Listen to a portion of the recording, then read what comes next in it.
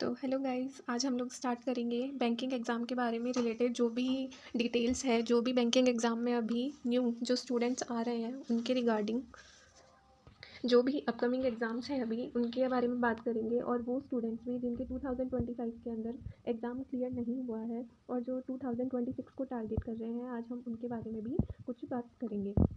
अभी recently RRB clerk का एक एग्ज़ाम हुआ है जो ओवर हो चुका है, रिजल्ट भी आ चुका है। उसके अंदर कुछ बच्चों का सिलेक्शन हुआ है, कुछ का नहीं हुआ है, जो और अब जो नेक्स्ट के लिए किसी और एग्ज़ाम को टारगेट करने का सोच रहे हैं। तो अभी रिसेंट में जो नेक्स्ट एग्ज़ाम्स है वो है LIC असिस्टेंट, IBPS PO भी अभी अपकमिंग एग्ज़ाम में है, IBPS क्लर्क, और उसके बाद SBI PO और SBI क्लर्क दोनों ही अभी तक उनकी ऑफिशियल डेट नहीं आई है, बट नोटिफिकेशन में आ गए हैं। फिर इन एग्ज़ाम्स के बाद है आरआरबी के 2 एग्ज़ाम होते हैं, आरआरबी PO और आरआरबी क्लर्क। ये सारे ही बैंकिंग के एग्ज़ाम अभी आपके आएंगे रिसेंट 2026 में। तो LIC असिस्टेंट का एग्ज़ाम आएगा मार्च में नोटिफिकेशन आने की बात है, हाँ अप्रैल में भी आ सकता है। फिर IBPS PO इसकी डेट फाइनल हो चुकी है जो कि अक्टूबर में है इसका प्री।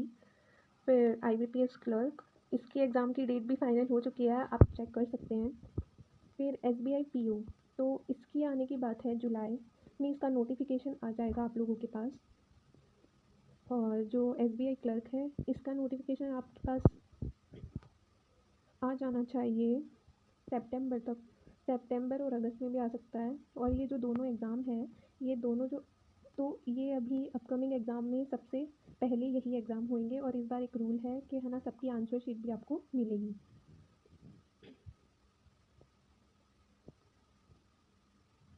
फिर RRB PO sorry SBI clerk आएगा, बता दिया सितंबर और अगस्त में इसकी नोटिफिकेशन आ सकती है।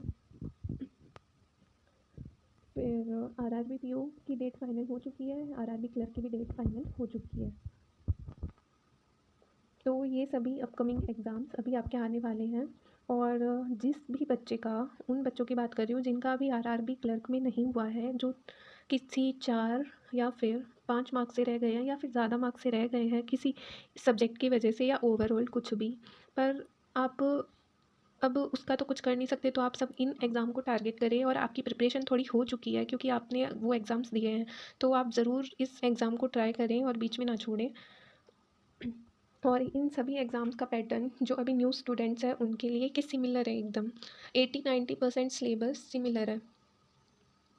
तो आप अगर एक किसी भी एग्ज़ाम को टारगेट कर रहे हैं या उसी के लिए पढ़ रहे हैं, तो आप इन और एग्ज़ाम्स को भी दे सकते हैं। और इन सब्जेक्ट्स में और इन सारे एग्ज़ाम में मेजर जो सब्जेक्ट सिमिलर है वो है, पहला तो है रीजनिंग एक ऐसा सब्जेक्ट है जो सभी एग्ज़ाम में सेम रहेगा, बट उसका लेवल थोड़ा ऊपर नीचे होता रहेगा। मतलब क्लर्क के जो एग्ज़ाम है उसके अंदर, जैसे कि क्लर्क में थोड़ा सा पजल्स का लेवल थोड़ा कम होता है, और जो PO होता है उसके अंदर थोड़ा सा लेवल हाई चला जाता है।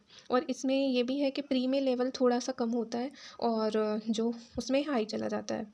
फिर है टीचर्स की बात, तो टीचर्स में आप छोड़ो, आप टीचर्स नहीं, आप प्लेटफॉर्म देखो। प्लेटफॉर्म जब मैंने प्रिपरेशन स्टार्ट की थी अपनी, तो मैंने अड्डा से करी थी। ये एक अच्छा इंस्टीट्यूट है, सारे टीचर्स भी अच्छे हैं इसके, तो आप यहाँ से अपना, अगर आपका बेसिक क्लियर नहीं है तो आप यहाँ से अपना बेसिक क्लियर कर सकते हो, यूट्यूब पर अवेलेबल है। फिर इंडिविजुअल टीचर की अगर जब बात आती है तो फिर आप अपनी चॉइस के अकॉर्डिंग देख सकते हो कि अगर आपको जिस भी टीचर का समझ आ रहा है, यूट्यूब पे बहुत सारी टीचर अवेलेबल है, तो आप उनकी क्लासेस देख के कर सकते हो कवर। और अभी आ रहे हैं रीजनिंग में मोस्टली पार्ट कवर करती है पज़ल आजकल ऐसी हो रही है, पहले तो बड़ी पज़ल आती थी लेकिन सिंपल होती थी, बट अभी जो लेटेस्ट पैटर्न है उसमें पज़ल ट्रिकी होती है और शॉर्ट होती है, मतलब फंसाने वाली होती है। और पर अगर आप पज़ल कर लोगे तो इसमें सारा पार्ट आपका 50% पार्ट रीजनिंग का कवर हो जाएगा, 50 नहीं 60 मान लो। फिर आते हैं हम मिसकलनियस के अंदर सिलॉग्स और डायरेक्शन एंड डिस्टेंस और ब्लड रिलेशन, ये जितने भी टॉपिक्स हैं ये सारे इंपॉर्टेंट है और इनसे काफ़ी क्वेश्चन बन रखे हैं। जैसे कोडिंग डिकोडिंग हो गया, और भी बहुत सारे टॉपिक्स, बट मेजर जो ध्यान देने वाले यही है क्योंकि ये लोग फंसाते हैं। और इनका पैटर्न भी अगर एक बार समझ आ गया तो ईजी है, आप कर लोगे, बट आपको इन पे ज़्यादा ध्यान देना है। फिर सेकंड हम आते हैं मैथ्स के अंदर। मैथ्स मीन क्वांट, अगर आपने 10th-12th की मैथ पढ़ी है तो ये वही मैथ्स है, एकदम जो मैथ्स आती है वही मैथ्स है। बस इतना सा है कि हाँ, थोड़े से क्वेश्चन ट्रिकी हो सकते हैं, बट अगर आपका बेसिक क्लियर है तो ठीक है। अदरवाइज़ सबसे पहले आप इसमें अपना बेसिक क्लियर करिए, जिसमें सबसे पहले आती है स्पीड मैथ। इसमें आपकी स्पीड बहुत फास्ट होनी चाहिए, यही सबसे पहले इसका इंपॉर्टेंट है। बैंकिंग एग्जाम में आपकी स्पीड ही सबसे ज़्यादा मैटर करती है, और एक्यूरेसी। फिर इसमें हम आते हैं सिंप्लीफिकेशन में। सिंप्लीफिकेशन के लिए आप टेबल कर सकते हो, और हाँ, तो रॉन्ग नंबर सीरीज़ भी होती है और मिसिंग सीरीज़ भी होती है, पर आजकल मिसिंग सीरीज़ इतनी नहीं पूछी जा रही है एग्ज़ाम में, रॉन्ग नंबर सीरीज़ ज़्यादा पूछी जा रही है।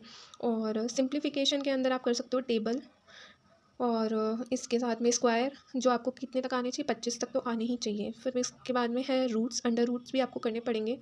तो फिर रूट्स आप कर सकते हो 20 तक, इतने एग्ज़ाम में इनफ होते हैं। इससे ऊपर आता है तो उसके लिए ट्रिक्स होती है, तो वो आप देख लेना, बहुत सारी मिल जाएगी ट्रिक्स, और आप आराम से कर लोगे। बट मोस्टली 25 to 30 तक स्क्वायर, और रूट्स 20 तक आपका काम हो जाएगा। फिर इसके बाद हम आते हैं नेक्स्ट पोर्शन, जो कि किसका है, मैथ्स का ही एक पोर्शन है, जिसका नाम है अर्थमेटिक।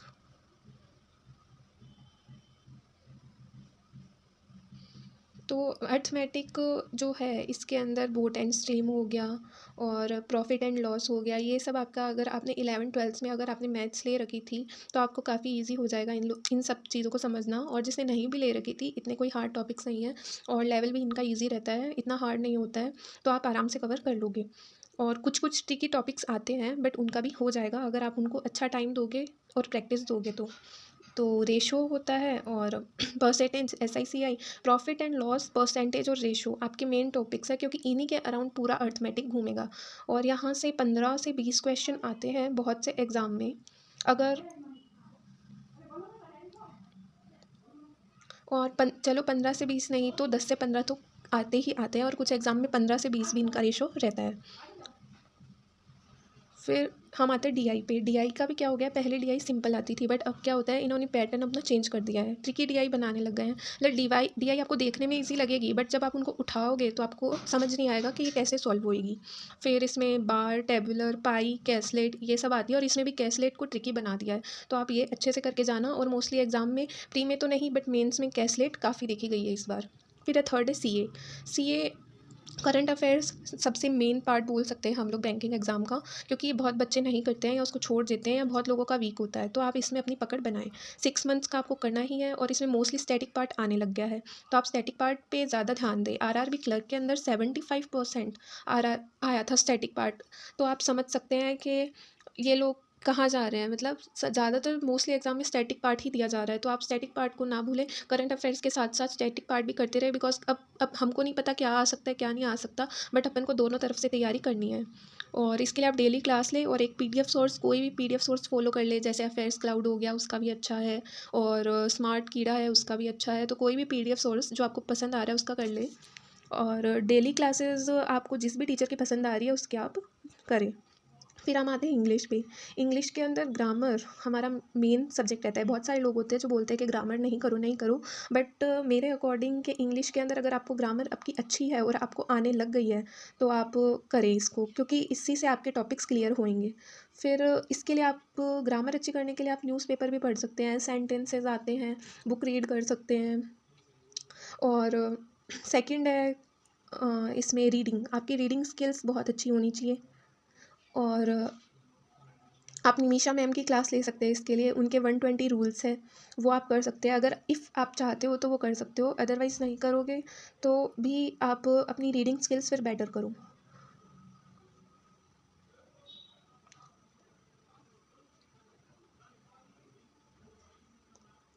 तो मेरे अकॉर्डिंग ये 4 जो सब्जेक्ट है ये मोस्टली एग्ज़ाम में कॉमन रहता है, इनका सब कुछ सिमिलर पैटर्न रहता है। हाँ, बस थोड़ा लेवल ऊपर नीचे हो जाता है।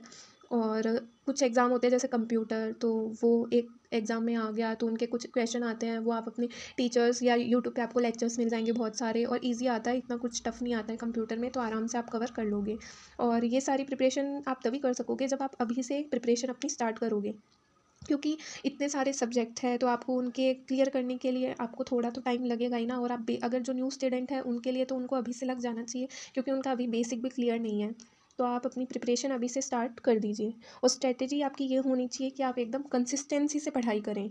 ऐसा नहीं हो कि आपने आज 2 आवर पढ़ा तो कल आप बोलेंगे कि मैं स्किप कर देता हूँ, नहीं, ऐसा नहीं होना चाहिए। आपको 2 आवर तक तो पढ़ना ही है। मतलब 2 आवर्स से ज़्यादा ही पढ़ना है, मतलब आप एक मैक्सिमम 6 टू 7 आवर्स तक पढ़ सकते हैं, और एक बैंकिंग एस्पिरेंट को इतना तो पढ़ना ही चाहिए। तो आप इतना कर लोगे, और अगर कंसिस्टेंट रहोगे और अपना इम्प्रूव करते जाओगे, तो पक्का आप इस सिटिंग को 8 टू 9 आवर्स भी कर लोगे अचीव।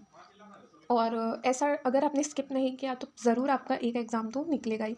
वैसे हमारे टीचर्स भी बोलते थे कि है ना, एक एग्ज़ाम निकलने के बाद काफ़ी एग्ज़ाम्स निकलते हैं। तो इसका मतलब, क्योंकि सब पेपर्स का सिमिलर पैटर्न रहता है, आपको ऐसा नहीं सोचना पड़ेगा कि इसके लिए कुछ और पढ़ना है। तो फिर आप अभी से अपनी तैयारी स्टार्ट कर दीजिए और अपना पेपर अच्छे से दीजिएगा। अभी बहुत सारे अपकमिंग एग्ज़ाम्स आने वाले हैं, और बहुत सारे आएंगे भी, और उसमें वैकेंसीज़ भी बहुत अच्छी आएगी। तो आप अपनी मेहनत करते जाइए, फिर जो होएगा वो भगवान जी के ऊपर। ठीक है, ऑल द बेस्ट सभी को। और है ना, प्लीज़ चैनल को लाइक एंड सब्सक्राइब कर देना, और बाकी जो भी अपडेट्स आती रहेगी या फिर आपको जो भी पूछना है आप कमेंट सेक्शन में पूछ सकते हैं। Okay, thank you.